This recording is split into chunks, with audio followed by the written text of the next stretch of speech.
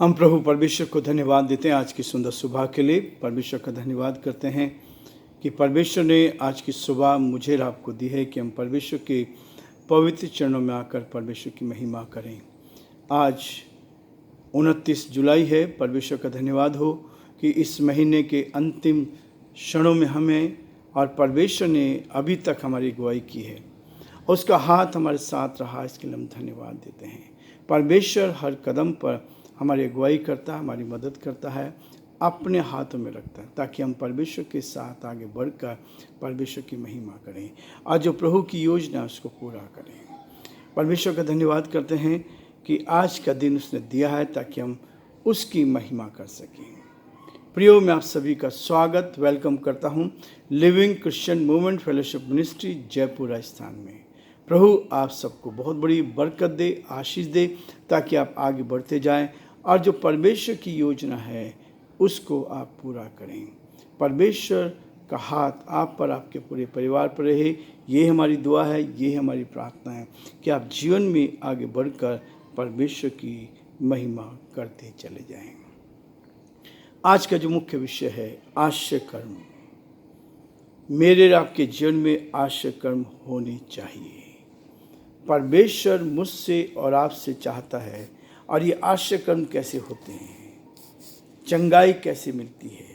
परमेश्वर मुझे और आपको इस बात के लिए प्रेरित करता है कि हम आगे बढ़कर परमेश्वर पिता का धन्यवाद करते चले जाएं। जैसे कि आपको मालूम है कि हम पहला तीमुथियुस का 5 अध्याय का अध्ययन कर रहे हैं। कल हमने 16 पद तक देखा था और आज हम उससे आगे बढ़ेंगे ताकि परमेश्वर की महिमा हो। आश्चर्य कर्म। परमेश्वर कहता है कि आश्चर्य कर्म मेरे आपके जीवन में आने चाहिए, क्योंकि ये परमेश्वर की संगति से, परमेश्वर की निकटता से आता है। जब आप परमेश्वर के साथ रहते हैं तो परमेश्वर हमारे जीवन में काम करता है। लिखा है वचन में, जब निकोदेमुस यीशु के पास आए यूहन्ना 3 अध्याय में, तब लिखा है निकोदेमुस ने कहा, क्योंकि इन चिन्हों को जो तू दिखाता है यदि परमेश्वर उसके साथ ना हो तो नहीं दिखा सकता। निकोदेमुस जानता था वचन को और इस बात को जानता था कि उसने वचन को देखा है, परंतु परमेश्वर का वचन इसी बात को, जब पहली मुलाकात निकोदेमुस से यीशु की हुई तो हाँ, यीशु को उसने कहा, क्योंकि इन चिन्हों को जो तू दिखाता है यदि परमेश्वर के साथ ना हो तो नहीं दिखा सकता।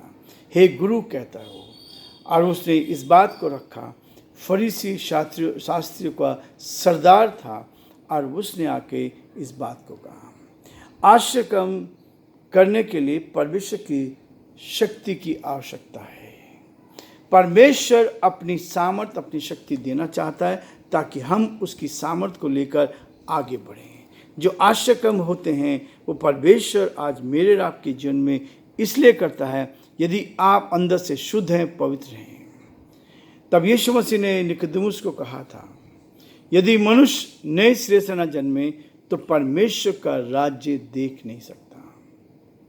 परमेश्वर का राज्य देख नहीं सकता। और निकोदेमुस ने उससे पूछा कि जब मनुष्य बूढ़ा हो गया तो कैसे जन्म ले सकता है, अपनी माता के गर्भ में दोबारा प्रवेश करके जन्म ले सकता है। तब यीशु ने कहा, जो आत्मा से जन्मा है वो आत्मा है, आत्मा से जन्मा है वो आत्मा है। शारीरिक जन्म हमारा होता है हमारे माता पिता से, लेकिन आत्मिक जन्म जो होता है हमारे गुनाहों से, जो तौबा हमने की है, वो चीज़ मेरे जीवन के लिए वो आनंद है, वो जीवन है, वो बदलाव है, नए सिरे से जन्म लेना। दूसरा जन्म, पहला जन्म हमारी माता से, दूसरा जन्म पवित्र आत्मा की सामर्थ से।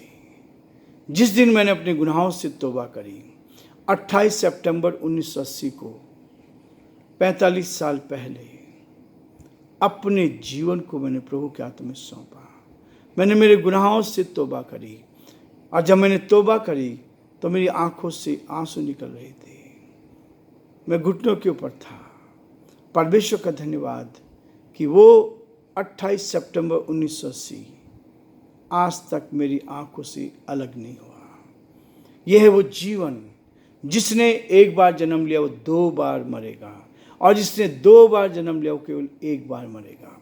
ये प्रकाशित वाक्य में बहुत स्पष्ट लिखा है। और इसलिए यीशु ने निकोदेमुस को कहा कि यदि मनुष्य नए सिरे से न जन्मे तो परमेश्वर का राज्य देख नहीं सकता। परमेश्वर ने हमें इस पृथ्वी पर भेजा है ताकि हम ईमानदार बनकर अपने गुनाहों से तौबा करके परमेश्वर के साथ बैठें, और न केवल परमेश्वर के साथ बैठें पर परमेश्वर के साथ बढ़ते चले जाएं।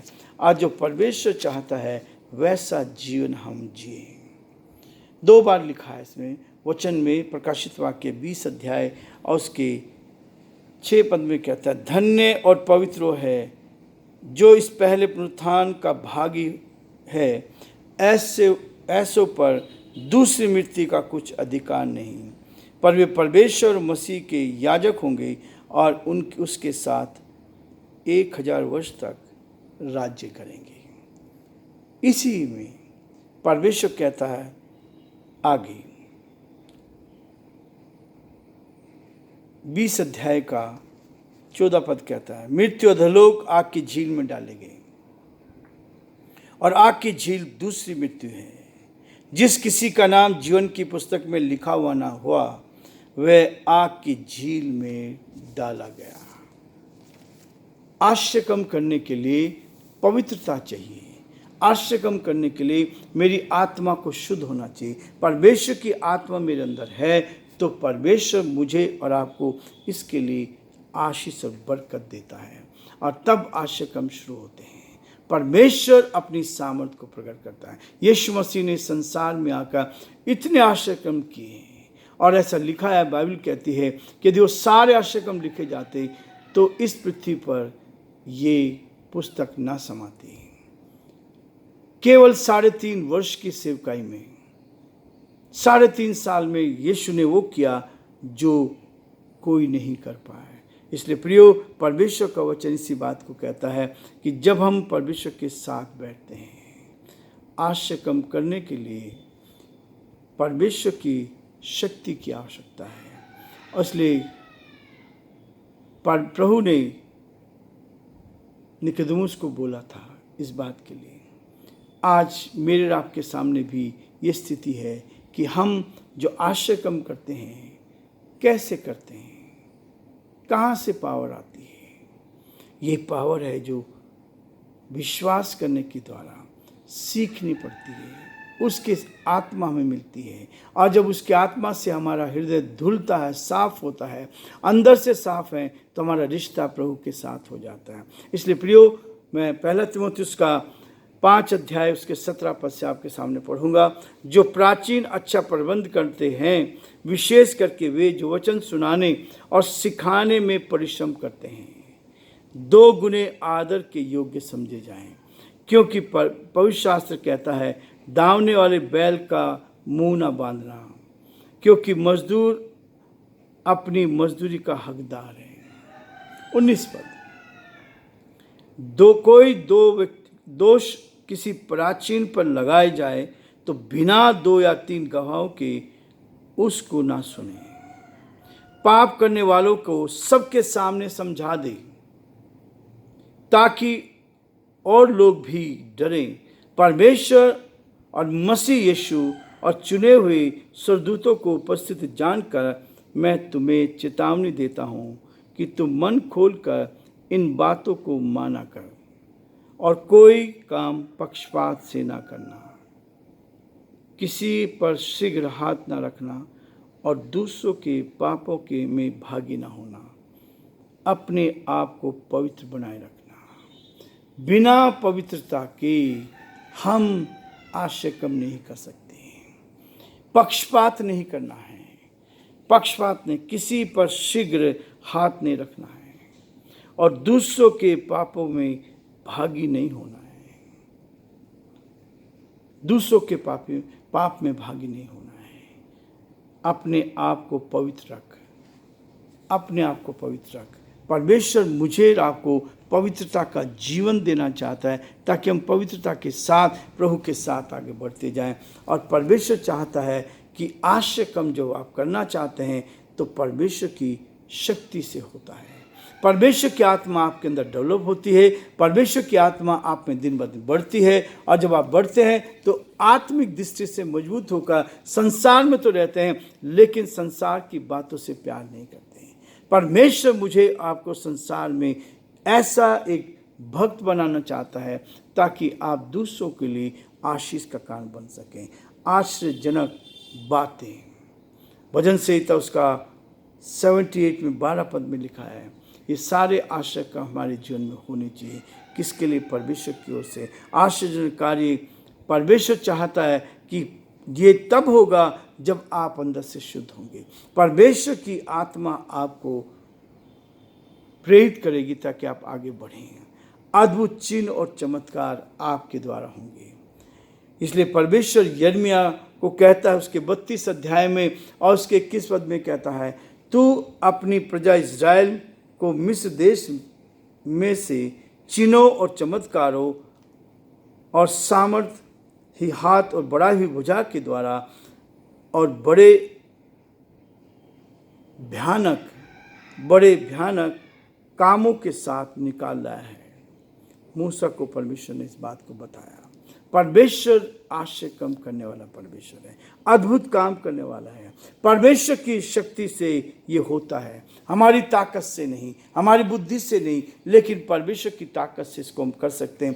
प्रेरितों काम उसके 14 अध्याय और उसके 3 पद में भी इसी बात को स्पष्ट कहता है। पौलुस और बरनबास बहुत दिन तक वहाँ रहे और प्रभु के भरोसे पर हियाव से बातें करते थे, और वह उनके हाथों से चिन्ह और अद्भुत काम करवाकर अपने अनुग्रह के वचन गवाही देता था। परमेश्वर हमारे जीवन में गवाही लेकर आता है ताकि आपके द्वारा परमेश्वर को महिमा मिले।